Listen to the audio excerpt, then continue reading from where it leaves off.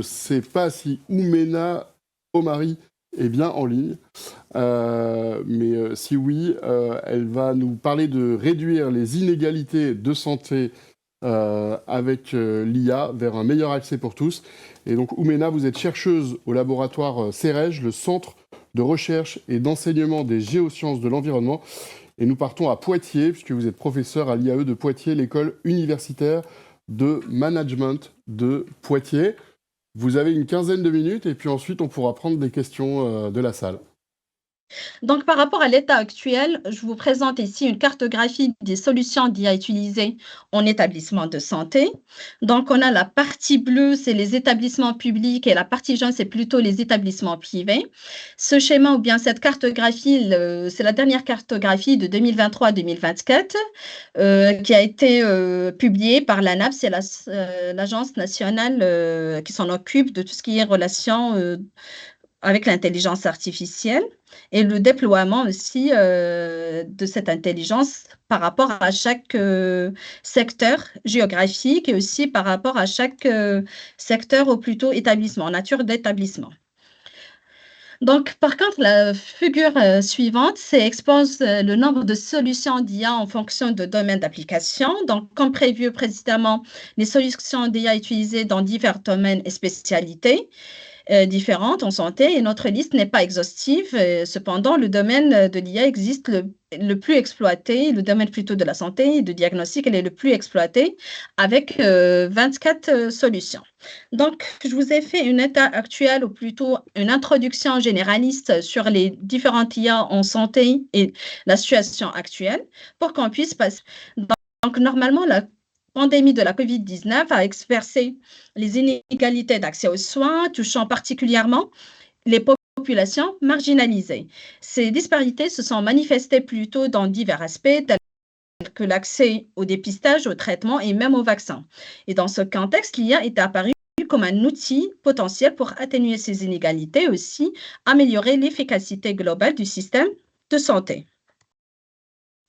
Et une autre problématique principale, c'est comment l'IA, si elle est correctement mise en œuvre et alimentée par des données pertinentes, peut-elle améliorer l'accès aux soins pour les populations marginalisées en période de crise sanitaire et au-delà aussi? C'est-à-dire quel retour d'expérience on a pu collecter pour qu'on puisse se préparer pour d'autres crises.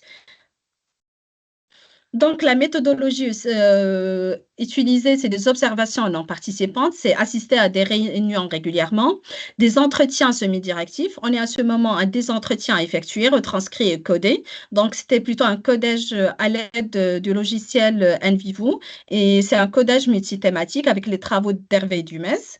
Il y a aussi la collecte de la documentation, c'est des rapports de l'ANAP, c'est l'Agence nationale de la performance sanitaire et médico-sociale, le ministère de Santé et l'INSERM aussi, qui est un organisme purement public. Par rapport aux résultats primaires, on a le premier résultat, on a 3 résultats. Le premier résultat, c'est prédire les besoins en santé marginalisés, donc par la collecte et la mise en place des mesures et des prévisions de l'IA avec des actions aussi bien visées. Après, il y a l'optimisation de la gestion des ressources médicales en période de pénurie avec l'évolution dynamique de l'IA qui évalue dynamiquement les besoins pour optimiser la répartition des ressources par rapport à la répartition des équipements médicaux et aussi éviter la surcharge des hôpitaux.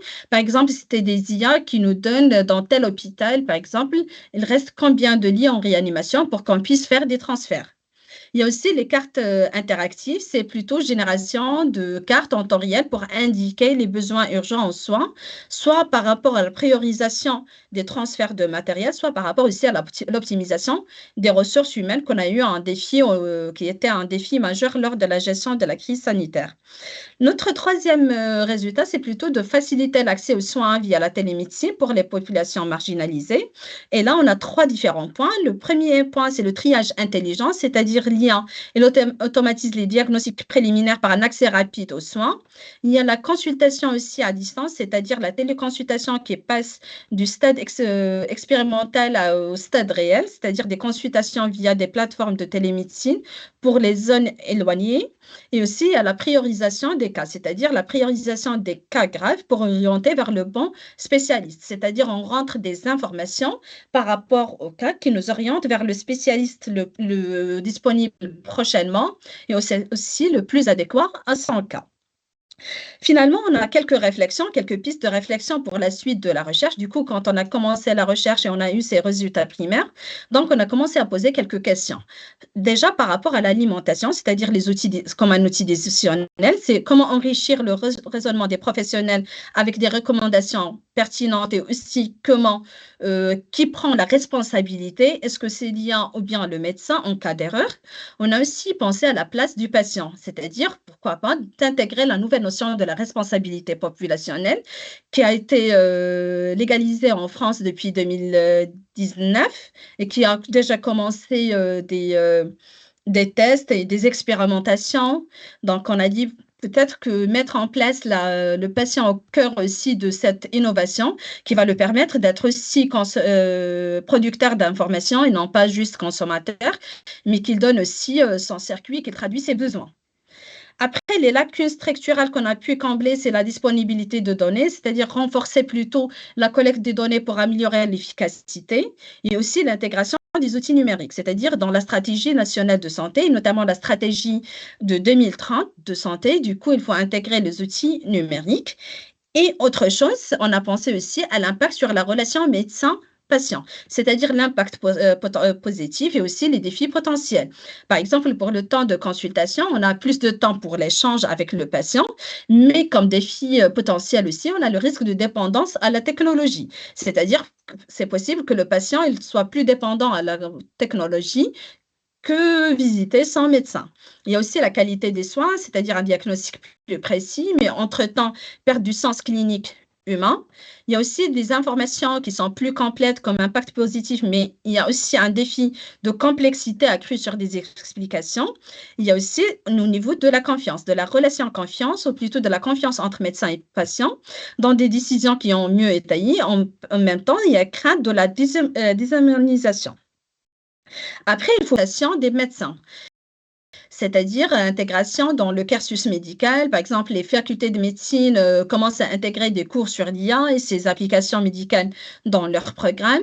De la formation continue, c'est-à-dire même pour les gens diplômés, les médecins diplômés, de faire de la formation continue, soit par l'ARS, par la CEPAM. Il y a plusieurs structures étatiques qui peuvent s'en occuper, donc et qu'ils ont déjà commencé à faire ces formations. Par exemple, la Fédération hospitalière de France et exercice de se familiariser avec les outils d'IA. Il y a le développement de compétences hybrides aussi. Il y a la collaboration interdisciplinaire, c'est-à-dire des collaborations entre des médecins et informaticiens qui sont encouragés par la stratégie pour développer des solutions d'IA adaptées aux besoins réels de la pratique médicale. C'est-à-dire qu'on va mettre les médecins aussi dans le cursus de création de ces IA et de prendre soin de ces demandes. La dernière chose, c'est par rapport aussi des questions de réglementation et d'éthique, c'est-à-dire par rapport à tout ce qui est cadre juridique, par rapport au développement et réglementation spécifique pour encadrer l'utilisation de l'IA en médecine. Par exemple, l'Union européenne avec le projet AI Act en Europe. Il y a la protection des données, c'est-à-dire renforcement des mesures de protection des données personnelles des patients face aux risques liés à l'IA. Donc, il y avait des chantiers par rapport à l'intégration de la technologie de la blockchain pour la protection des données, mais qui a été aussi, il y avait un coût écologique qui a été en discussion et qui est toujours en discussion. Il y a aussi l'avant-dernier point, c'est la responsabilité, c'est-à-dire la clarification des responsabilités en cas d'erreur impliquant l'IA dans le processus de soins. Donc, quand on applique l'IA dans le processus de soins, donc on a l'IA, on a aussi le médecin, donc en cas d'erreur, qui prend cette responsabilité. Et le dernier point, c'est la validation scientifique, c'est-à-dire la mise en place des processus qui sont rigoureux pour valider l'efficacité et la sécurité de l'IA médicale. Et merci pour votre attention. Je suis disponible pour toute question. Ouméma Omari, je vous remercie pour pour votre intervention et pour ce partage. Je rappelle donc que vous êtes chercheuse au laboratoire CEREG, qui est le centre de recherche et d'enseignement des géosciences et de l'environnement, et vous êtes professeur à l'IAE de Poitiers, qui est l'école universitaire de management de Poitiers. Merci d'avoir participé à cette journée. Et alors... je remercie infiniment, mais juste une précision. Allez-y. Le CERES, c'est le centre de recherche en sciences de gestion. Ah, et c'est pas ChatGPT qui m'a donné cette définition, c'est Google, je crois. Bon. Bon, ben, je vous remercie pour cette, merci pour cette précision.